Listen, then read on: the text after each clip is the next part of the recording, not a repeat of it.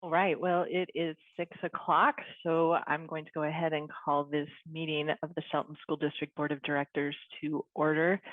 Thank you all for being here this evening as we get ready to swear in some new board members, and it's always sort of an exciting evening. So we'll go ahead and start with the Pledge of Allegiance. So if you will join me, please, in the pledge.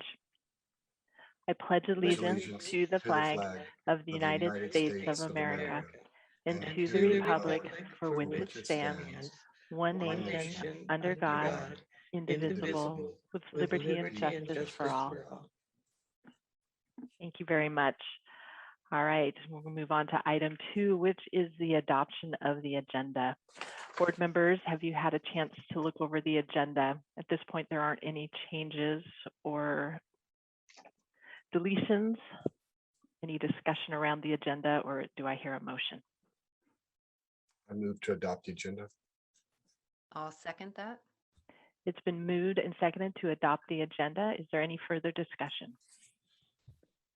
Hearing none, all those in favor say aye. Aye. Aye. Aye. Any opposed? All right, we have an agenda. So moving on to item number 3, this is the superintendent's report. Superintendent Jesse. Thank you, Board President Carr. Good evening, Board Directors. Good evening. We have been really busy for since the last board meeting. We've had our English Learner Task Force kick off last Thursday at Mountain View Elementary in the gym. It was great. It was a really warm and welcoming environment. Family members and staff were able to attend, came in, we had some food, and then we got busy around norms and then also things that the folks not only hope to accomplish in the task force, but also some things they needed. What do I need to help set the direction for our English language learners here in the district? And so it was just really well attended. Of course, we had an interpreter on site. In fact, about halfway through, we just switched it so that our facilitator, who is native speaker in Spanish, just spoke in Spanish, and the whole thing conducted it. And in fact, a couple of us wore the headphones. So that was really a unique evening and, a part of the signaling of some of the work we need to do in the district around language and access to information. We also, this last Monday, had our strategic plan steering committee kickoff meeting. It was for a couple hours. Board President Carr was there, along with community members, business leaders, family members, and we also had staff there as well. That was really a nice meeting. That group was able to really understand the charge of the steering committee and to discuss some of the stuff that we've been sharing around the state of the district, some updated data points, kind of looking and directing, and then just really kind of getting to know one another. You have to draw some comfort as folks did not know everybody, but that was really part of the key part when we're thinking about, we're helping set the direction for the district over the next 5 years and beyond. You want to make sure people feel comfortable enough, because there will be points where I'm sure people's passion and interest come out. And so we did able to get that going. That group actually comes back together for a half-day session next week already. Again, under the shortened timeline is our ability to try to get some work done and laying out a vision and a plan for, again, 5 years and beyond. Does take some due diligence and some concentrated time. So be looking forward to that. I was out in Evergreen Elementary last week and Choice High School, or 7 through 12. Evergreen was great. They've really been working a lot on positive behavioral intervention supports, in particular looking at data and really trying to target where they need to have support in their whole program, trying to cut down on discipline referrals, and then also some specific supports for students. They do know their students' story, strength, and need. I was really impressed with some of the next moves that they're trying to make there and really getting wraparound services for some students who need it and modify their program however necessary to keep kids in school and having positive interactions. they'll be looking to take some next steps around growing the love of literacy. That's something that they're working on there at Evergreen. So that's also a point of excitement as we move forward.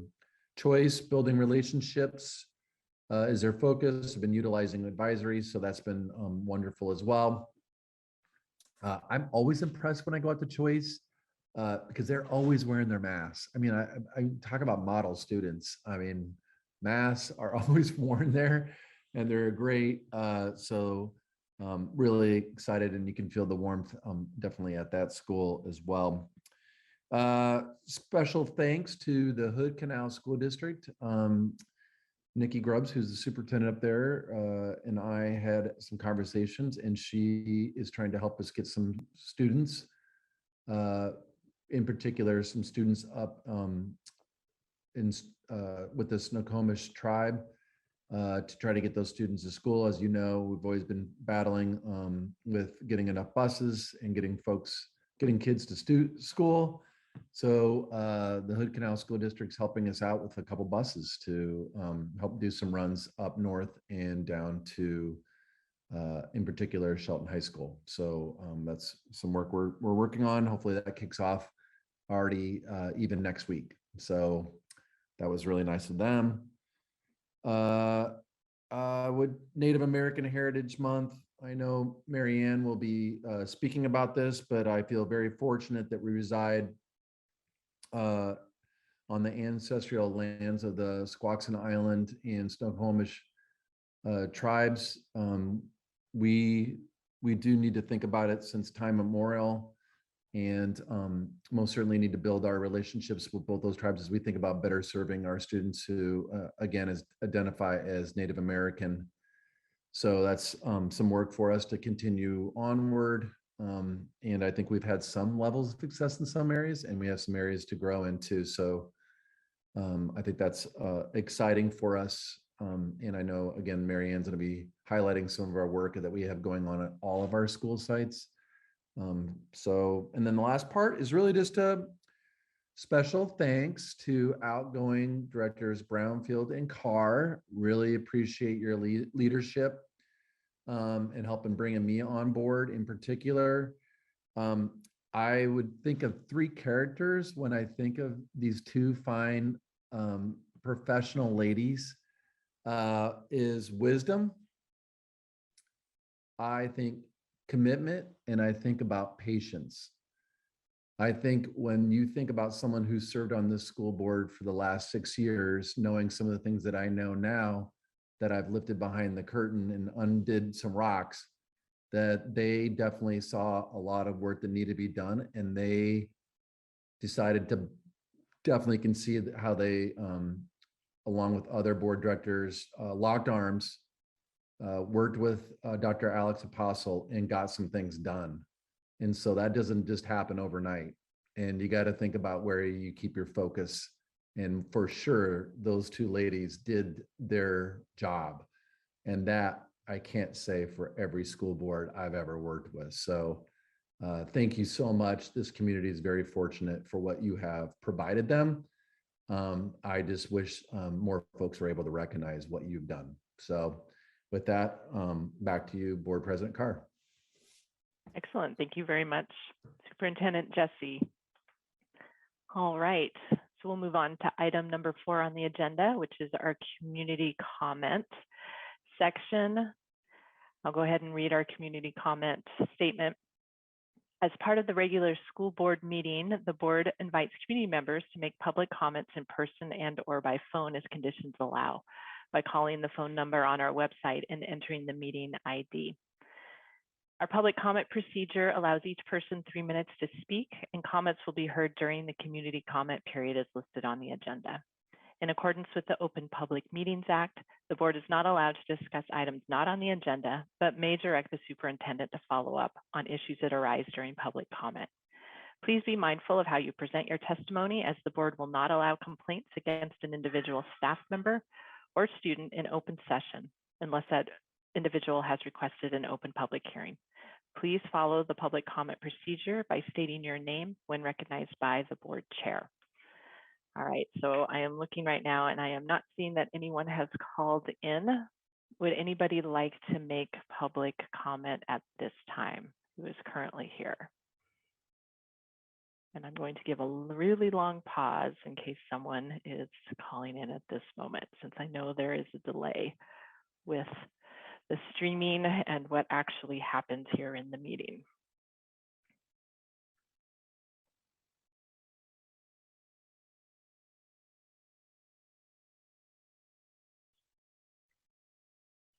All right, well, we'll go ahead and move on to item 4 on the agenda. There is another community comment opportunity later in our meeting. It'll be item number 8. It will be after discussion and action items. So if you are hoping to make a comment, please make sure that you have called in prior to that point on the agenda.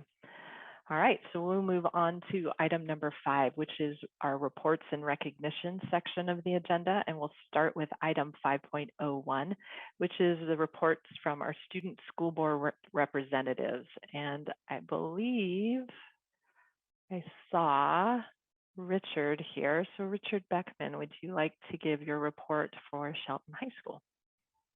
Yeah, good evening. So things at Shelton High School, they're going pretty well. Finals just finished up today. So all classes have finished up, like all the finals are done. And the new trimester is going to start. So that's pretty cool.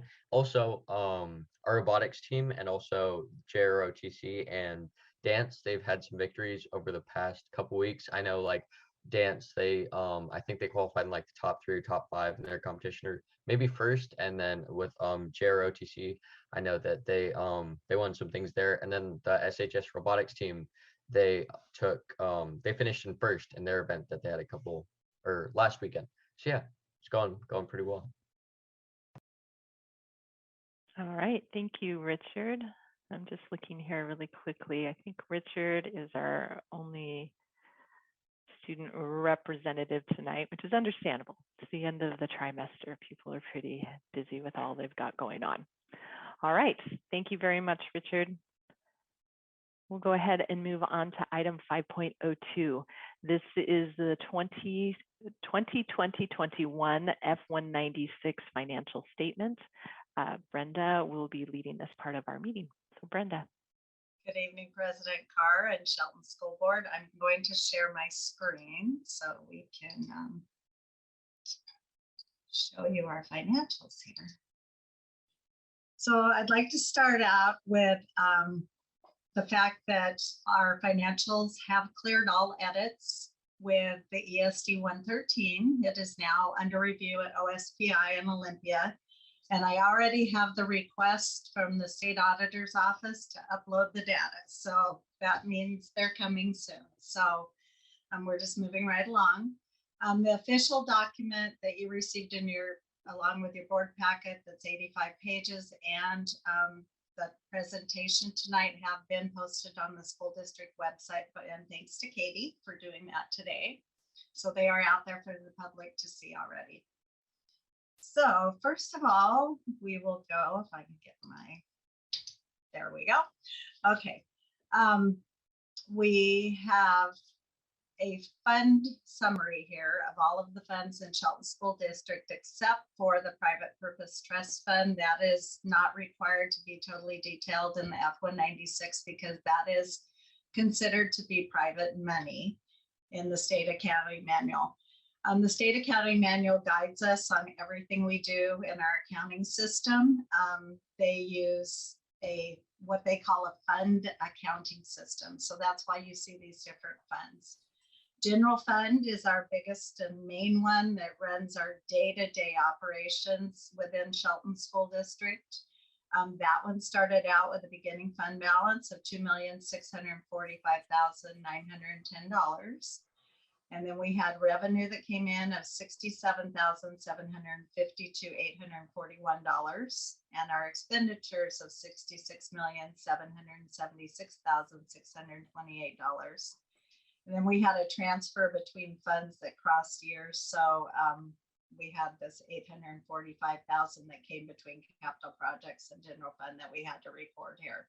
So our ending fund balance is up for the 2021 fiscal year, we ended at $2,937,543 in general fund. And again, that is for our day-to-day operations, everything we do. This next one is Associated Student Body Fund. That is for extracurricular student activities. That's all our sports, all of our clubs that we run. So they actually build their own budgets. I just record it and submit it. So the beginning fund balance in that was $451,278. And then our revenue that came in isn't as large as normal because we didn't have gate receipts for most of the year from football, basketball, that type of thing. So revenue was $111,023. Our total expenditures again is low for this last year due to the pandemic. So it's $102,258,000. Our ending fund balance is $460,043.59. Next, we have the debt service fund. That is where we collect taxes for the actual bonds that we sold to do all of our facilities, the construction. So the Mason County Treasurer actually collects the taxes and deposits those directly into that account. And then I, twice a year, give them guidance on June 1st and December 1st to make our bond payments, and they withdraw it directly out of that account and pay the bonding companies for that. So debt service began with $2,475,935. Again, we took in taxes in the amount of $6,170,540. And then our bond payments were $5,950,637. And that left us with an ending balance of $2,695,839. Next, we have the capital project fund. That is when we sell the bonds, the money actually goes into the capital project account, and that you can only use that for new construction of facilities and major remodeling of facilities. So we're winding down in our capital projects. The state matching funds are deposited in there also, and then our non-high contribution to the Shelton High School project is also deposited directly into capital projects. So we started with $1,451,889. Last year we received, and this was mostly some state match dollars and the financing from the school districts. So that's $3,449,483. And our total expenditures last year were $5,492,280. And our ending fund balance was $254,092. Next, we have transportation vehicle fund. That can only be used to purchase those nice yellow buses you see on the road. We receive a payment from the state once a year on August 31st for our depreciation schedule of our current buses. So the beginning fund balance on that was $250,778. Revenue we received for our depreciation on August 31st was $176,978. And then our total expenditures, we did buy a couple buses, was $206,054. And then our ending fund balance was $221,702. And when we get a new director of transportation, we'll be working on buying some core buses with that money. What you don't see on here is the private purpose trust fund. That is the private money that are 3 scholarships that the district holds and manages. One of them is the Drake Scholarship that the Shelton School Board actually manages and awards. The other one is a Mike Johnson Memorial Fund for a teacher we previously had here that passed away, and they award that once a year. And then we also have a Bolt Scholarship Fund, and they usually award that once a year to a recipient. So next we have the fund balance history for Shelton School District. As you can see, in 2011-12, we were pretty low. We were just barely at $1 million. We've worked pretty well, the school board and the district, to grow it. And then we dropped off again, and now we're growing it again. You will see we have increased the last 2 years. We're up a little bit this year. We do have a school board policy number 6022, and it states the best interest of Shelton School District that the Board of Directors targets a goal of 9% of current expenditures to address potential general fund needs and continue to maintain an acceptable and adequate fund balance for day-to-day district operations. So our beginning fund balance in the year of 2021 started at $2,645,910, which was 3.99% of our expenditures. Our ending fund balance is $2,937,543, and we've increased that to 4.4% of expenditures. In this fund balance, we also self-insure our unemployment claims. So we record liability within this fund balance to help cover those for the year. And it also includes $311,284 of non-spendable items. That is our inventory for food services, transportation, and all of our copy machine paper inventory. Our average monthly payroll for last year was approximately 4.6 million. And our average monthly accounts payable, which is our day-to-day bills, our PUD bill, any supplies, was running about 956,000 per month. So next, we will have a historical of our enrollment. As you can see, we did take a significant drop in the 2021 school year. We believe mostly due to the pandemic. We were down 240 FTE from the prior year. We are seeing that increase back up a little, being back in person, so we're hoping we will recover that. But that drop truly was we went online when the pandemic started, so we believe that's what happened there. The next one, this is our revenue, the pie chart that shows how it all comes in. So as you can see, our biggest portion here is the state general purpose. It makes up 59.75% of our budget. That is our monthly apportionment that comes in from the state. That is based on our average enrollment of our students and grant claims, and then also local effort assistance, which is state funding for property poor districts that run school levies and pass those. So that's our biggest portion of our revenue that comes in from the state.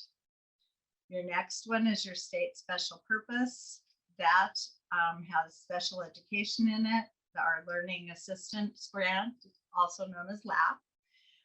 Detention center funding, we have to provide educational services to the local detention center, so that flows in through there. Transitional bilingual, highly capable, and our transportation funding. Next, we have local taxes. That is our local levy that we run every 3 years. These are collected on a fiscal year here, but our levy is actually $5.5 million based on a calendar year. So that's 8.05% of our budget. Our federal dollars have increased this year due to the ESSER funding. And so in there, you do have the ESSER. We have federal special education. We have a federal CTE Perkins grant, Title I, Title II, migrant grants, limited English proficiency. Our school lunch and breakfast program, child nutrition, all comes in mostly from the federal government. We also receive USDA commodities in that program. And then our Indian education grant is in there. The other districts category is we run several co-ops here at Shelton School District. We have a special education co-op that has Greatview and Southside in it. Transportation co-op, which is Pioneer and Southside. And then food services also provides food to Southside.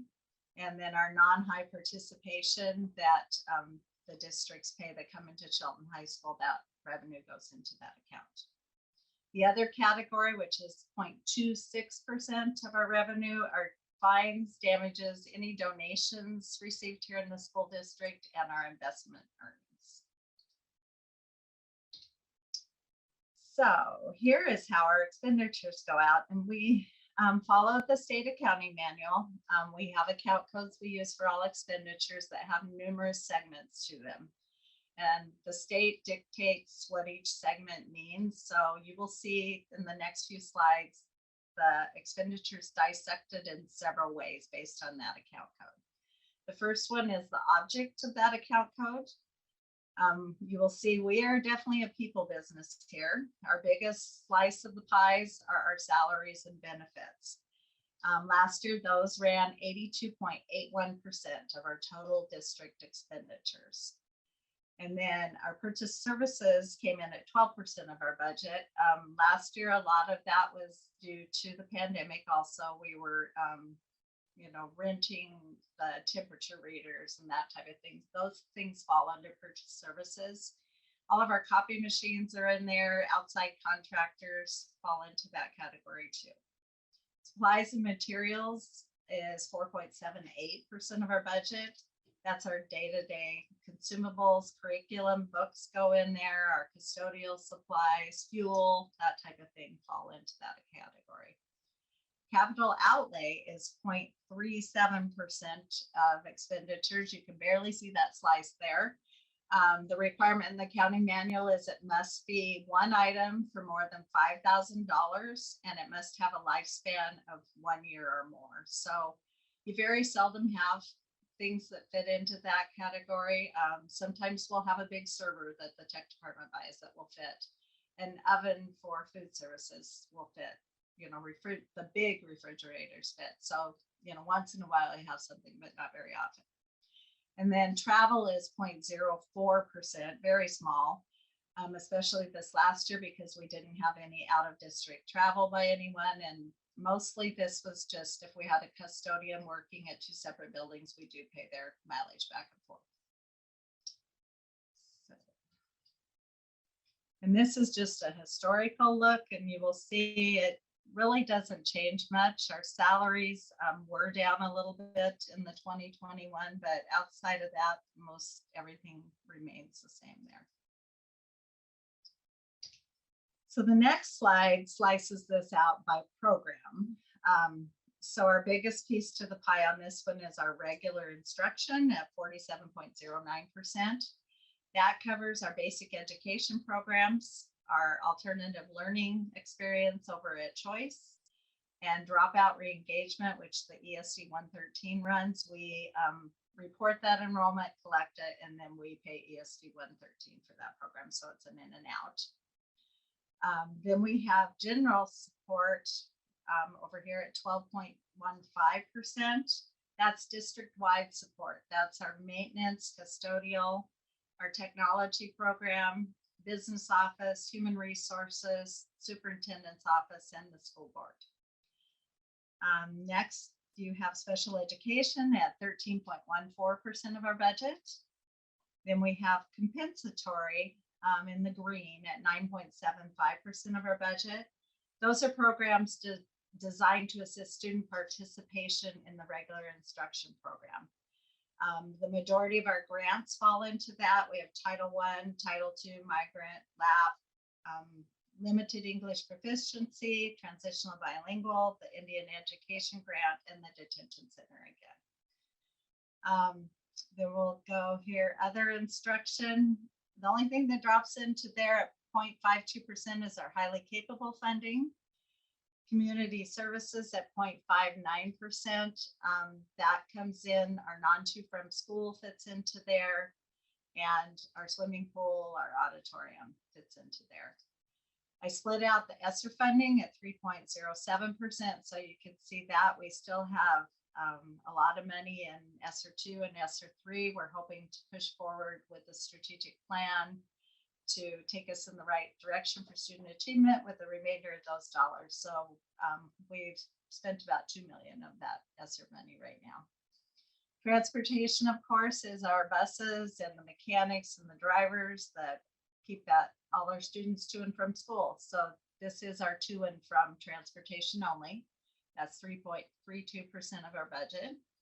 Our food service program runs at 1.45% of our budget.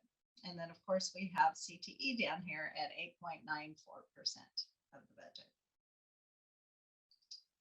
So here's a historical look of how that breaks out. Really, the only difference you see there is in the new year, we've added ESSER funding. But really, most everything just pretty much stays the same from year to year. And the final slide breaks our expenditures out by the activity section of the account code. As you can see, our biggest piece is the instructional program with $52 million put into there. That includes teaching activities, classroom, libraries, our counselors, nurses, principal's office, and all extracurricular activity. And then I'm just going to go around the chart here in order. So instructional support has professional development, instructional technology, that's any technology used in the classroom for instruction, curriculum purchases, and we also have professional learning days that the state is requiring now, so that fits into there. School food services is running just under $1 million. All of our meals are free still with last year and this year, so we're not generating as much revenue as we did before. We actually did dip into the red in that program this year, but luckily we had a reserve from the prior year, so it more than covered the difference in expenditures and revenue. Pupil transportation, we received just a little over $2 million this last year, and that program broke even. Maintenance and operations runs a little over $4 million for the district. That's all custodial and maintenance, staffing and supplies. Our utilities, insurance, and security is $2.2 million. That's our liability insurance for the district for all of our buildings and everything in them. Of course, all utility costs, and then we have security costs for the buildings. Other services is a piece of our tech department. There's some network administration that falls into that category. So that's district-wide networking. And then also our motor pool with our vans falls into that category. Public activities is our swimming pool, our performing arts center at Shelton High School. And then we have to pull out at year end, we pull out any non-to-from transportation, and it needs to be moved into that category. And then last, the administration at $1.7 million is our board of directors, the superintendent's office, the business office, human resources office, and public relations. So that is our financial statements for 2022. Are there any questions?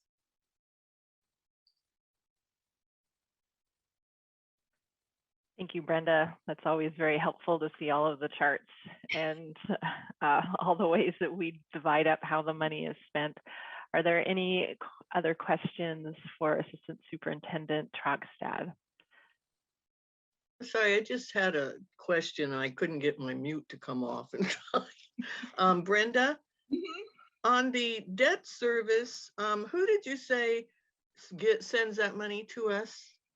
It actually, all of our funds are in an account at the Mason County Treasurer's Office. That is our bank. Okay. And so they collect the taxes, deposit it directly in there. The money never really technically hits here. So.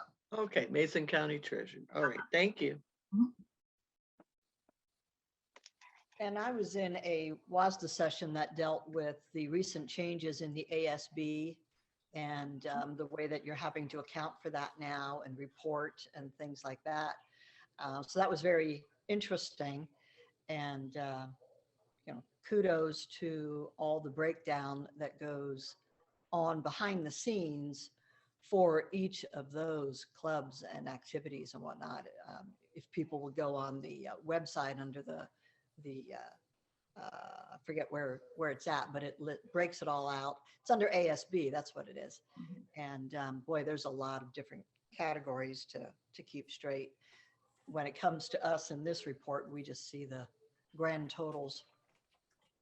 So, but there's a lot of questions that we discussed moving forward with how that ASB accounting is going to continue to evolve. So we'll be watching that. Thanks.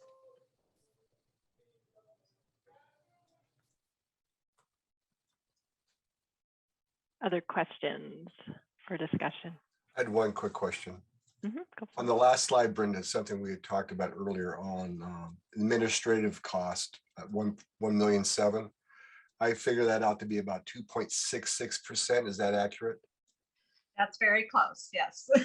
Well, yeah, I did it on an Excel spreadsheet, so I had to try and figure it out. Yeah, And as I recall, you were saying that typically among school districts, that's higher, about 6%. Is that correct? that's correct. I had done a little research and they were running between 5.5 and 6% normally on other districts, so. Okay, thank you.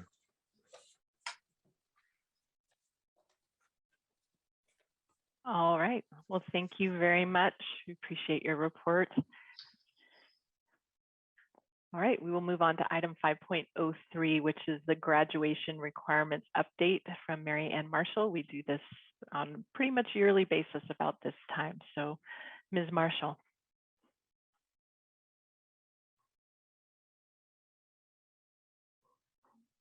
All right, good evening, President Carr, respected directors of the board. Tonight, I'd like to update you on the graduation requirements that our students have here in the Shelton School District. All right, so to earn a high school diploma, students must do 3 things. They must complete a high school and beyond plan. Now, the high school and beyond plan revolves around 3 questions. Who am I? What can I become? And how do I become that? And the high school and beyond plan is a graduation requirement that helps students get the most out of their high school experience, as well as start to plan and prepare for their future. Next up, students have to earn 24 credits and also complete 1 graduation pathway. So the requirements to graduate from high school in Washington State are 24 credits, and they're distributed among English, math, science, social studies, the arts, world languages, career and technical education, health and fitness, and also electives. Other non-credit requirements include a course on Washington State history and a plan laid out for their life beyond graduation, which helps to determine what courses a student should complete. We also have 3 state assessments that must also be taken in English, math, and science. The English and math exams must be passed, while the science exam only requires participation. In 2019, with the passing of House Bill 1599, this now requires all students to complete at least 1 graduation pathway in alignment with their high school and beyond plan to graduate. And the pathways include completing a sequence of 2 or more credits in CTE that either includes a dual credit course or leads to an industry recognized credential. And all of our current Shelton Academy pathways meet this requirement. Students can also take the ASVAB test, and they must receive a score of 31 or higher. They could do any combination of the following with the ACT or SAT score. They could score on the SAT score of 14, and with the writing as well, and score a 16 in math. If they take the SAT, they've got a score of 410 with an ELA, with or without the essay, and they have to score 430 for math. There's also a pathway around AP International Baccalaureate. We also have CTE dual credit and college in the high school or running start courses. Dual credit exams where they would take advanced placement and have to score a 3 or more on their advanced placement test. We also have our state assessments, like I mentioned earlier. They do have to pass the math and they have to pass the ELA. And then we have our transition courses, which equals out to 1 credit total for ELA or math, which are with our Bridge to College courses, which are all state level approved. Any questions?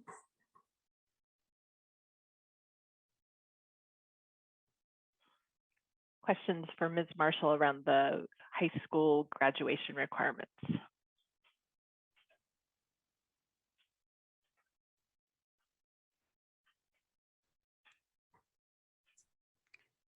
I don't have any questions. I just want to say I really appreciate how this is laid out. It's very, very clear. Should be able to be understood, even though there are all those caveats in between. It's a great graphic for people to be able to get a grasp of what our high school students go through to get to graduation. Thank you.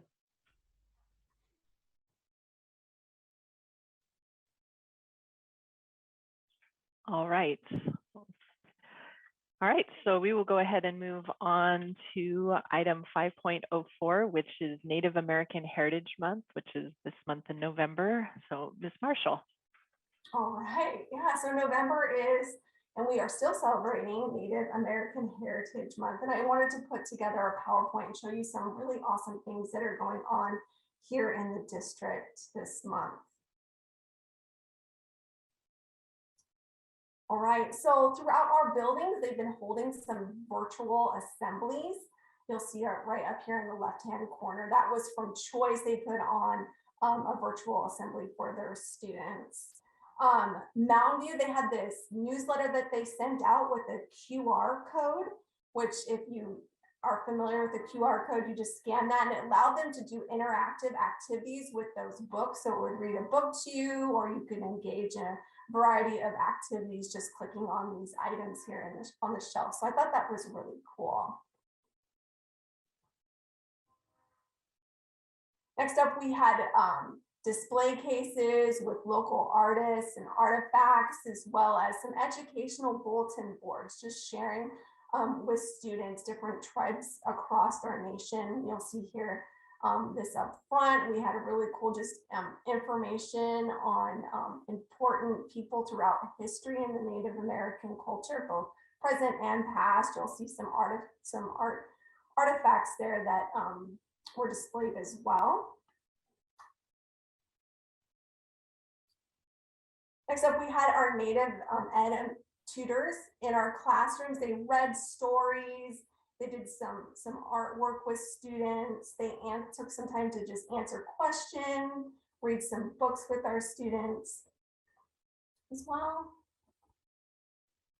And then the last one, I thought this was absolutely beautiful at Mountain View Elementary and Ruth Bocut's classroom. She's a Native Ed tutor here in the district. She had two beautiful button robes on display with some artifacts and spent some time answering questions from students on this, as well as staff. And I just thought this was really gorgeous and wanted to share that with you.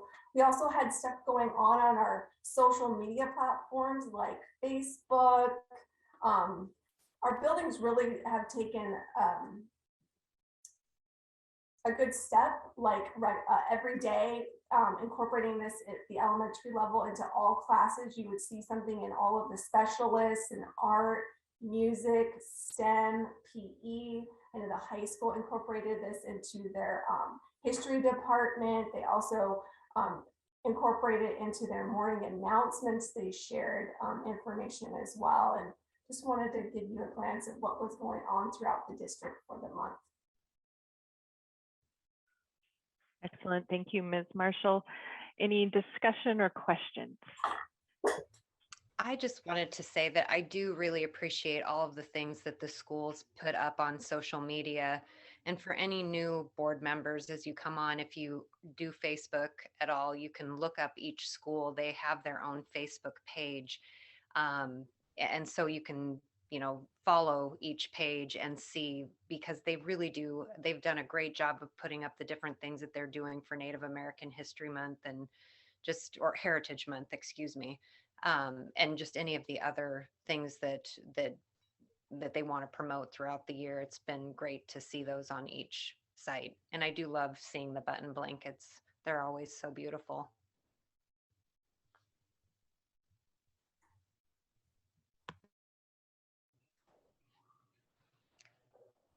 I wondered maybe if Richard Beckman had our student rep from the Shelton High School, if he had any feedback on what he may have observed for Native American Heritage Month in his building. Hi. I sure I could talk on that. I know I didn't ask specifically about it, but I know that students were talking about how they had like classes, or I think it was sessions, or it was some sort of activity where they would Native students where they would go and like talk and I think learn more about that, but I didn't get any specifics about it. And there weren't like events for like all students, and it wasn't like advertised a whole lot. I don't think, at least I didn't hear a whole lot about it. But yeah. Thank you.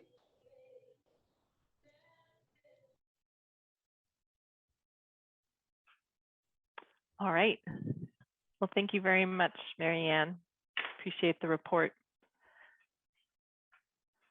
All right, so we are going to go ahead and move on to item number 6, which is our consent agenda. We have some proposed minutes. We have some overnight travel for the boys wrestling team and for boys and girls wrestling team coming up, personnel report, and various fund warrants. Is there any discussion around the consent agenda, or would someone like to make a motion?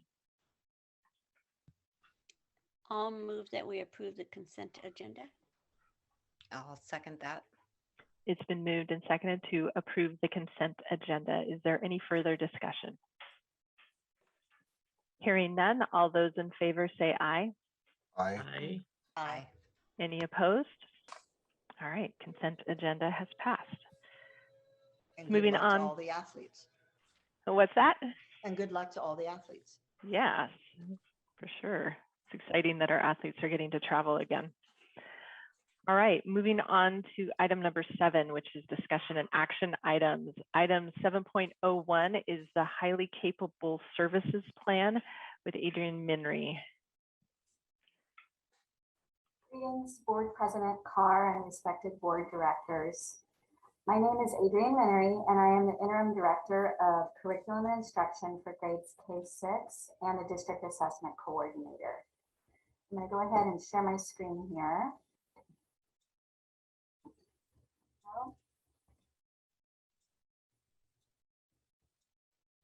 And so today I'm bringing for introduction and action the Shelton Schools Highly Capable Program Plan for the 21-22 school year.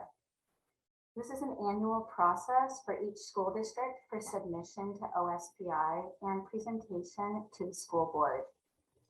Each district is required to submit a form package to OSPI outlining our plan for referral and identification for our highly capable program services.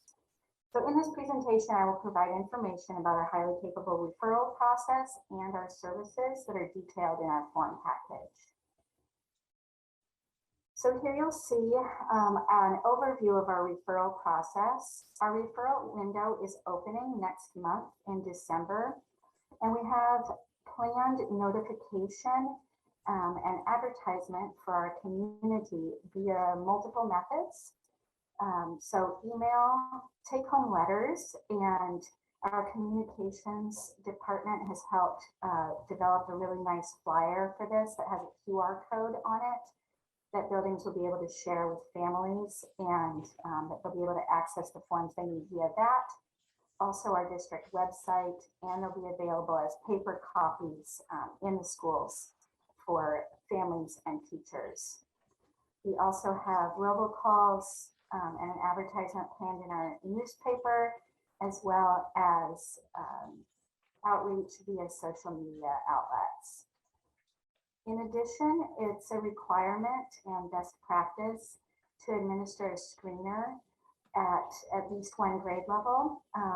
Due to the pandemic, we're not able to do this last year, so we will be doing that for all of our 2nd and our 3rd grade students this year to really help identify students who might benefit from these services.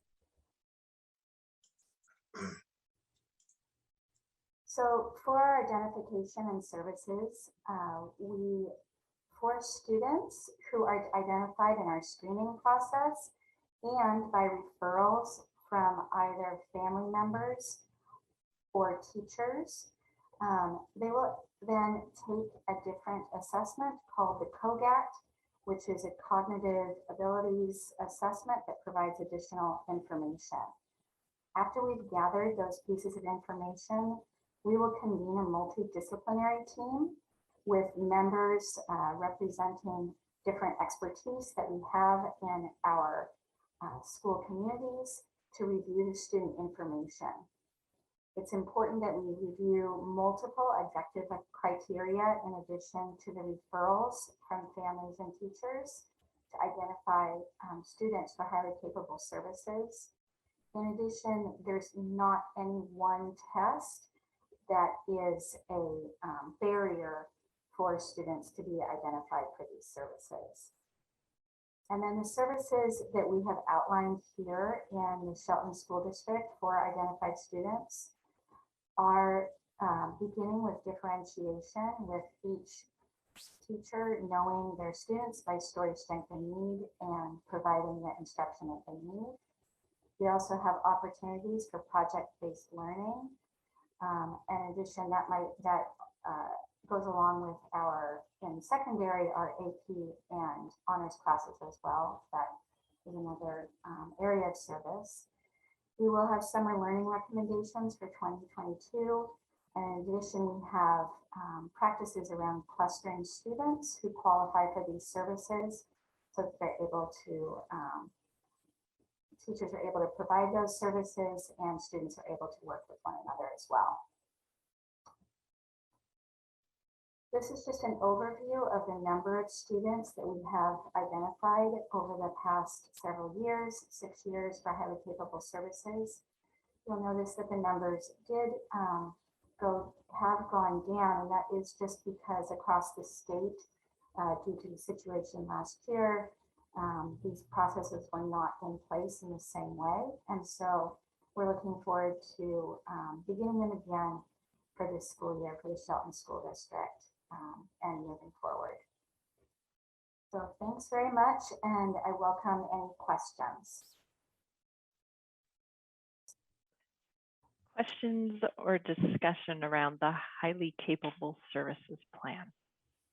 I did have a question, just looking at those graphs and how they have gone down. And obviously due to the pandemic, there was such a disruption in not having in-person services. So that referral process was still going on for those grades, even though they were not in the buildings. Was that happening last year and the year before to a certain extent?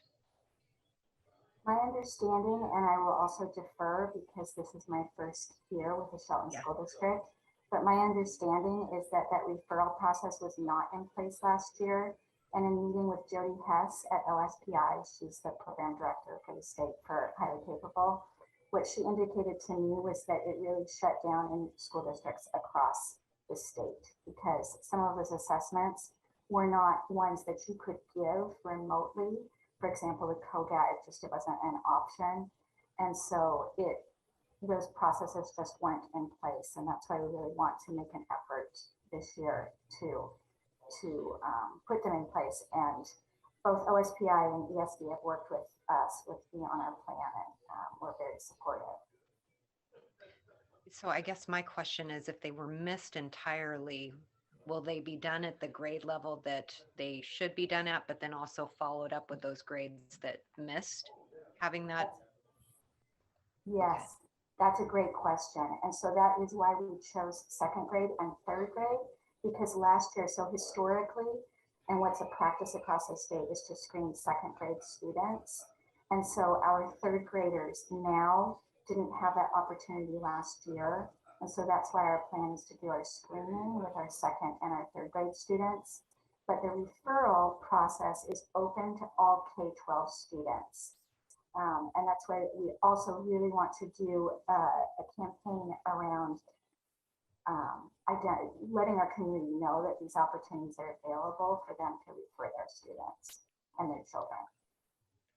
Okay, great. Thank you for clarifying that. I didn't quite catch that it was, the referral process was open for all grades. Thank So- you. Thanks for that question. I have a question about the numbers were going down before the pandemic ever hit. So is there a limit? I know even though, like in special ed, even though the percentages may fluctuate statewide, schools don't get anything more than 13%. There's like a cap for funding. Does something like that exist also for high cap? That's a great question. No, we don't have any cap on numbers. And in fact, one of the issues I was working with the different representatives of the ESD and OSPI around was how to increase our outreach and identification of students who historically may not have been identified for these services. So that's part of the reason for convening the multidisciplinary team and looking at multiple sources of data. So for example, we're pulling the WIDA scores to look at our students who are learning English and having representatives of, on that team to talk about learning patterns for those students as well. So that's the idea, is really to increase our outreach and identification. Great, thank you.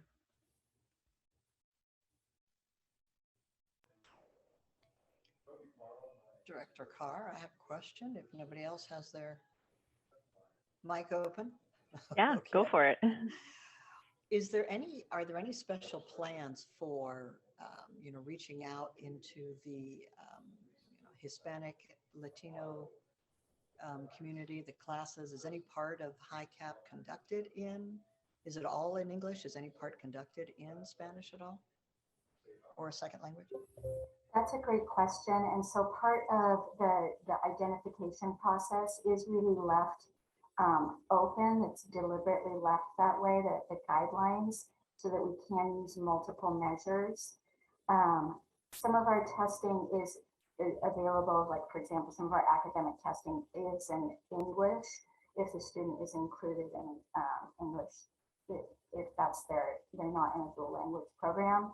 So that's why we really do have multiple measures to be able to look at for identification.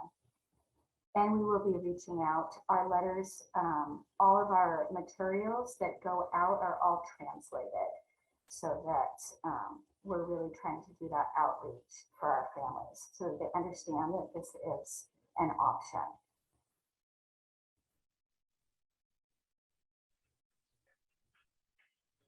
All right.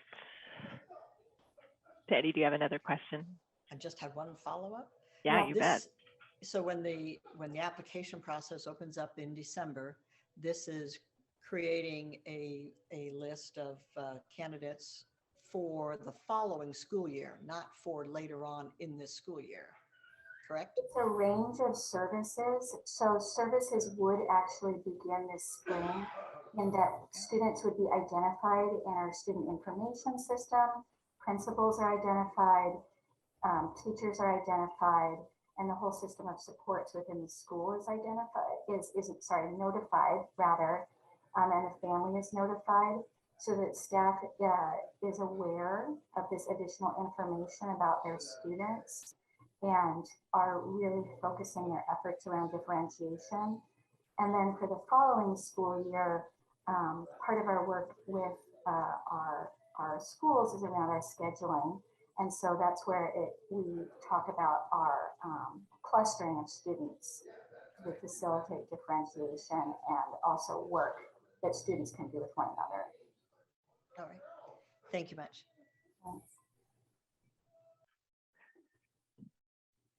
All right, so we have the highly capable services plan, which is a recommended approval. So if there are further questions or discussions, now's the time, or if someone would like to make a motion. Move that we adopt the highly capable plan.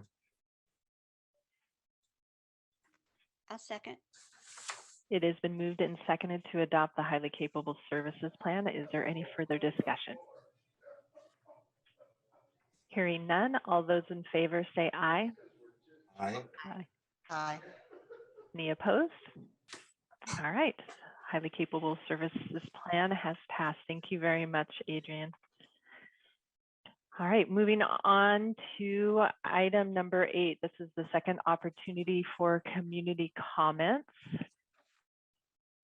So if you would like to make a community comment, this is your last opportunity to call in, and I will take a long pause here.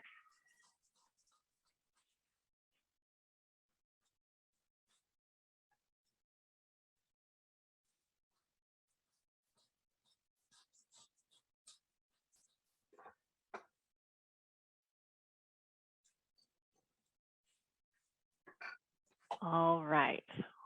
Seeing no one has called in, is anyone currently here in the meeting that'd like to make a community comment?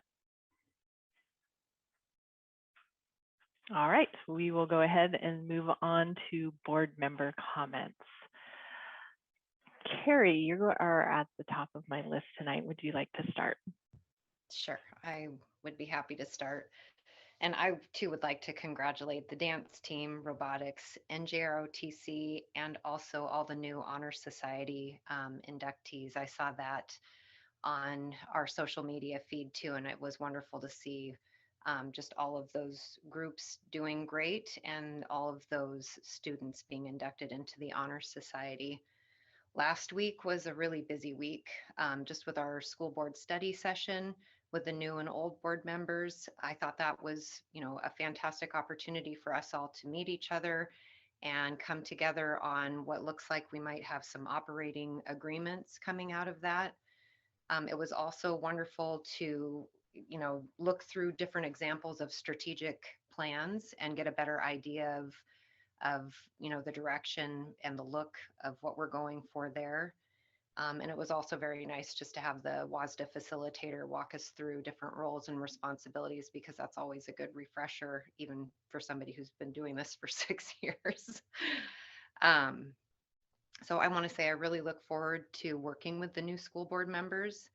And at this point in time, I do just really want to give a heartfelt thanks to both Sallys, Sally Carr and Sally Brownfield, just for all of the years of service, of which I've been there with you. And I just want to thank you both for your professionalism, your strength, your leadership, and your grace through all of this. I have learned so much from working alongside both of you for the last 6 years. And, your advocacy for Shelton students, for all Shelton students, and your attitudes and how you've gone about helping has really moved this district forward. At the WASDA meeting this last week, Tim Garchaw, who we all know, said that in just the last year, we have dealt with over 125 things. And those are unusual board member things like the changing health guidelines, mask wearing, having school halt, and then all of a sudden being told you have to have 5 days of in-person school. And the list goes on and on. It was literally 125 agenda items that school boards had to deal with. And when I look back on that, it is really hard to believe that we've had to tackle all of that. And I'm so glad that we were able to do that together. I will miss both of you tremendously, but I know you will continue to be active in supporting kids in our community. And I just really want to thank you both for your time and your service. Those things are not, you've given up a lot. You've been to a lot of meetings, and I just appreciate being able to have worked with you for the last 6 years. So thank you so much. That's it for me. Excellent. Thank you very much, Carrie. Sandy.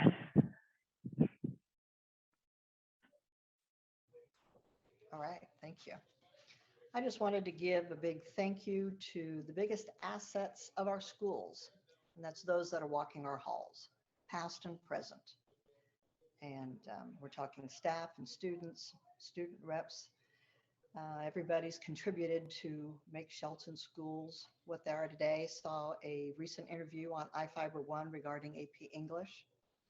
And And every week, every day, people are just doing amazing things to keep the district moving forwards. I want to thank Sally K and Sally B, both of you, for your valuable perspective that you've provided in working with all of us. And I've also learned a lot from you. And I think both of you have demonstrated the passion in your heart and your dedication to the students in Shelton School District, but also around the county, not limited just to Shelton students. It's been an honor to work with both of you. I want to thank Carrie for her work before the WASDA conference. She had the task of coordinating and submitting our application for the WASDA Board of Distinction, and thank you for putting in the time for that. Looking forward to working with the new school board members. And, like Carrie mentioned, we already got a start on that, working with everybody on the study session and our operating norms, et cetera. On Thursday, the 18th, I was able to attend a webinar on the Indian boarding and residential school experience, healing in a time of truth and justice. Very poignant information.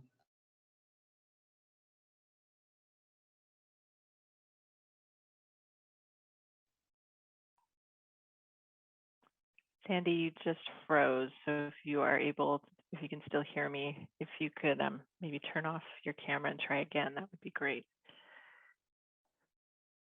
They've all been recorded. And so as luck would have it, a lot of times there's two sessions you want to go to at the same time.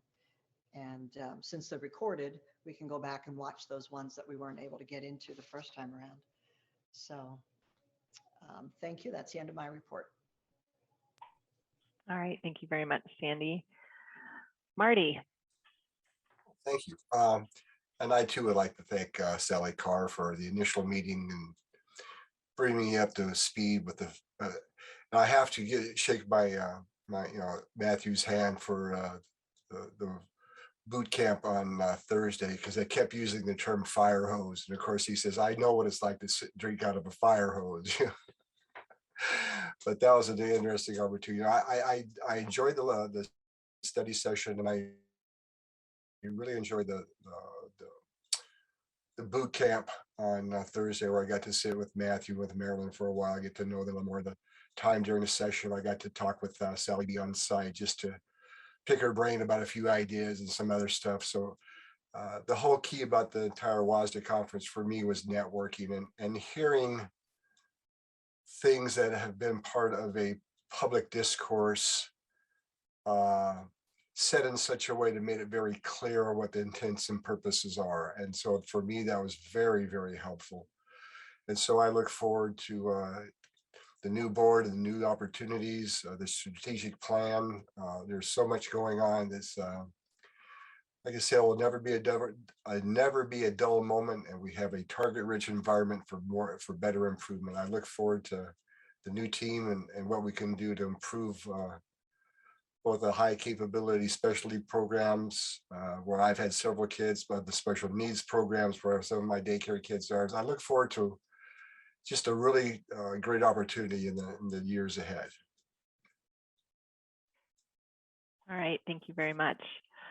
So I'm actually going to ask our almost board members if they would like to make board member comments. So Matthew, I see you on my screen. So would you like to make board member comments at this time? Sure. Wow. Got elected a couple of weeks ago. Got to have a meeting with all you nice folks. I mean, honestly, I knew most of you anyway, but Sally Carr, Sally Gray, whatever. I won't let you down. I've known you since we were kids. I think the thing that I got out of the conference this last week, they touched on a little bit about, I did the thing with the hot button topics, and they talked about critical race theory, and there was a lot of information about the opportunity gaps and things like that. And the thing that kept coming back to me, and the thing that really sticks in my head as we go forward, is I'm reminded of the difference between the history we learned and the history we know. And that we look at Thomas Jefferson as one of the forefathers of the United States of America. But when you dig into Thomas Jefferson, you understand that he understood the importance of education and said that his slaves would not be allowed to read, because if they could read, they would leave. I want everybody to understand that concept. Just because we were taught things doesn't mean that they're right. And there's a lot of things that we need to correct as a country, as a community. I want kids to learn these things. I want them to stay in Shelton. I want them to be teachers and principals and school board members. There's a lot of neat things out there, and I'm blessed and can't be more happy to be part of this board at this time, not just in Shelton, but in America. So thanks. Excellent. Thank you very much. Marilyn, would you like to make board member comments? Hi. Yeah, the boot camp was really an eye opener. So much information. It was a little overwhelming to me, but it was interesting. I enjoyed going. I met other people, new members of other school boards. It was nice to talk with them and see, what got them interested in being on the boards. And so I really enjoyed that. On the actual other days, I wasn't able to get on. So I'm really happy that they recorded things, because now I can go back. There was, I had them all, there was a technical problem where I couldn't get on there. So I have my son-in-law here who's a computer whiz, and he helped me. And so I'm going to go back and watch the recordings on the ones that I wanted to listen to on those days. But yeah, I'm really happy to be on the board. I hope that, and I enjoyed meeting Matthew and spending some time with Matthew and Marty at the conference. Not that much, because I got there first and I got a seat, and they were at the total opposite end of the room. I didn't see them, so it was a little later. But I think it'll be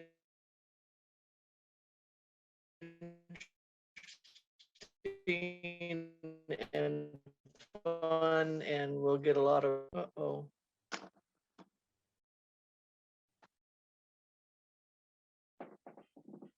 All right, you cut out there a little. Yeah, you cut out a little bit, Marilyn, but if we can hear you a little better now. Where'd I cut out? You had just finished up talking about the WASDA conference, and we're saying that you're looking forward to being on the board. Yeah, that's basically enjoy. I think we'll be a good board, be able to work together well, and I think we'll be able to do a lot of good things for the students, Shelton. That's all. Excellent. Thank you very much. All right, my good friend Sally B. I wonder why. Well, it's like I said before, looking back at the 6 years. I mean, I started going to school board meetings a lot longer before that, and keeping track of things, of course. And one thing, there's a lot of us on our board that really that grew up in Shelton, went through Shelton schools, and so I think for each one of us, it's not just, it's a work of heart for all of us. We want the very best for Shelton and for every single student. And there was a lot said at WASDA and about equity. And I think sometimes people misunderstand that term. And equity really is simply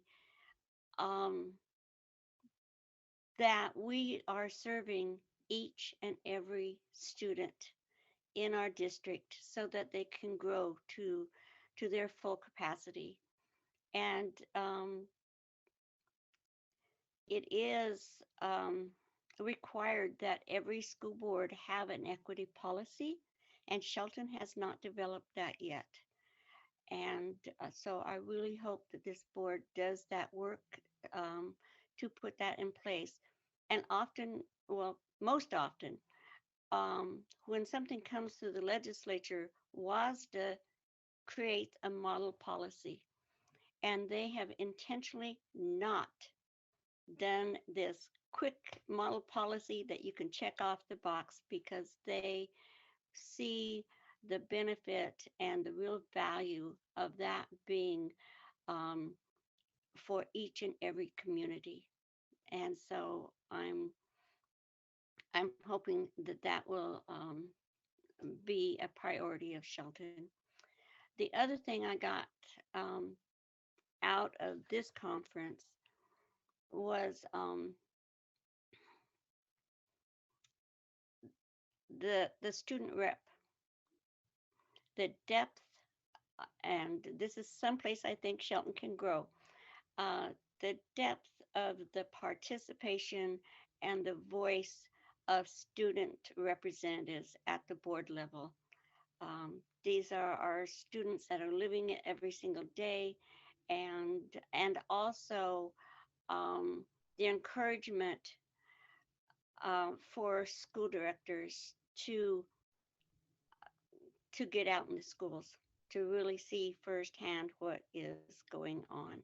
So both that voice and being on the ground, so that when the decisions are being made, voices from the community are being heard. There is better communication, better understanding of what's really happening. So also being on the WASDA board, that was my last Thursday was my last board meeting there, and I conducted a early morning session of the equity committee that I was the chair of. So you know, there's always more work, and I'm so encouraged by the young people I saw at that conference. And I'm very encouraged by the young people that I see as student reps on our board asking the questions during the work, saying, how do we really, so much more than my generation or the generation after, about really embracing their own education and their path forward. That it's not just something you go through, but they have that vital participation of saying, yes, this is where I'm going and what I want to do. So just a couple of areas. There's so much at so many different grade levels and whatever, but I am very, very pleased at where our district is right now and where we're going forward, and just wish the new board members, the best, not just the best of luck, but there's so many resources that, and individuals resources as well to support you in your roles, and hope you take advantage of all of that, whether it's through the ESDs, the WASDA, people in our community. Everyone's there to help. So thank you for stepping up and being part of the process. So, and I will certainly miss this, but it's time for a new group, and looking forward to great things happening. Thank you. All right. Thank you very much, Sally. So I'd like to congratulate Sally on serving as WASDA director for our District 5 here for the last few years. Thank you so much for all your work for WASDA, for representing our school district and the many school districts in our district. And also congratulations on your work on the equity committee. That was, I know for you, a passion and a work of heart. And I appreciate that your service on the committee and your service as chairperson of that committee. I'd also like to announce that the Shelton School District Board of Directors was awarded Board of Distinction Award at the WASDA conference. This is the 4th year in a row. So I'd like to congratulate my fellow board members on that. It is no small feat to be awarded a Board of Distinction. It's a long process. They look at a lot of different boards and a lot of different data points. And thank you, Carrie, for your work and spearheading that. I've been working with our student reps, looking at the student rep policy here in our district. They've been doing some work on that. I know Richard especially has been sort of spearheading that with the other 2 student reps. So as I am leaving the board here, I encourage one of our other board members to maybe consider stepping up and overseeing that process as they continue to take a look at our policy around student reps. It is very out of date. It talks about a single student representative. We have 3 now because we have 3 high schools. There's some other things that need to be looked at as well on that. And they're going to be working to get that updated and bring before the whole board. I had the opportunity this week to serve attend the first strategic plan steering committee meeting. That was a very well done meeting. I appreciate all the work that Superintendent Jesse and our cabinet has put into getting that prepared as we move forward. I feel like we have a really strong group of people who will be taking a look at the strategic plan as we move forward. It's going to be a vital document plan as the district moves forward. I'm very excited about the future work around that. I sort of said my goodbyes at the last board meeting. I want to thank everyone for the amazing 6 years that we've had together. And I would like to welcome the new board members. You're going to be amazing. I'm very proud of the people who have stepped up to be board members here in the Shelton School District. Your passion for kids and what's best for kids is evident, and it's been a great pleasure to meet you, Marty and Marilyn, and of course Matthew, to continue encouraging each other on as we have done for so many years. So class of '88. All right. So with that, we're going to go ahead and move on to administering the oath of office to our new board members, to Marty Best, Matt Wielander, and Marilyn Ward. So I'd like to welcome at this time Marie Stevenson, Mason County Election Superintendent, to administer the oath of office. Hi, everyone. Thanks for having me. So I haven't done this before with you guys, so I just wanted to, I know there's three different positions. I think it might be easiest if I just kind of, raise our hand and repeat after me, and you say your name when it's time, and just say your district number after I say district number, and then we'll all do it together. Okay. Are we ready? Yeah. So we'll raise our right hand, and you'll repeat after me, and when I say I, you'll just say your name. So I, Martin Best, do solemnly swear solemnly swear or affirm that I am that I am a citizen of the United States and the state of Washington, a citizen of the United States and of Washington, that I am legally qualified to assume the office of that I am legally qualified to assume the office of Shelton School District number 309, Director District number, position number 3. 2. Position 1. Perfect.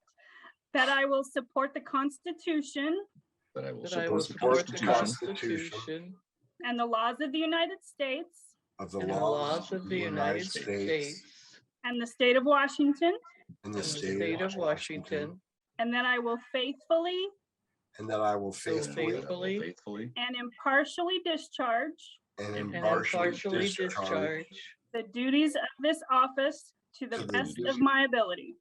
the duties duties of this office to the best of my best of my ability. So you'll each fill those out and sign them, and then we'll send the originals or drop them off at our office would be perfect. Congratulations. Thank you. Have a All nice right. evening. Thank you very much, Marie. You're welcome. Congratulations to our new board directors. Thank you. All right. So we're going to move on to item number 11, which is the annual reorganization of the board. This will be my last duty as board president. So we will first start with 11.01, election of a chairperson. So are there any nominations for chairperson? I would I like would to, like to. go ahead, Gary Matthew. Davison. All right, so we have a nomination for Carrie Davidson. Are there any other nominations for chairperson? All right, hearing none. So for this election, we do it by roll call vote. So I will go down the list here and call your name. When we get to your name, you'll say aye to affirm or nay to vote against. So starting with Martin Best. Aye. Sandy Tarswell. Aye. Marilyn Ward. Aye. Matthew Wielander. Aye. Carrie Davidson. Aye. All right. Congratulations. Carrie Davidson is now chairman of the board, and I will hand the gavel to you. All right, thank you. So let's move on to 11.02. And this would be the election of the vice chairman. Are there any nominations for the vice chairman? I would like to nominate Martin Best. Okay, there's been a nomination for Martin Best. Are there any other nominations for vice chair? All right, hearing none, we will do the same thing that Sally just did. We'll do a roll call vote. So I'm going to start with Sandy Tarswell. Aye. Marilyn Ward. Aye. Matthew Wielander. Aye. Martin Best. Aye. Carrie Davidson. Aye. So Martin Best, you are our new vice chairman. Thank you. And that really is, I think, the last part of the meeting. My computer just went out, so I'm not seeing the agenda. I don't believe we have any reason for an executive session at this time. So at this point, I want to wish everybody a happy Thanksgiving. It sounds like we've got our new, board structure set up and we're ready to move forward. We already have 2 policies it sounds like we need to work on right away. So at this point, if we have, if there's somebody that would like to move to adjourn the meeting. So moved. All right. I'll second. It's been moved and seconded. This meeting is adjourned. I hope everyone enjoys their holiday break. Thank you, Sally and Sally.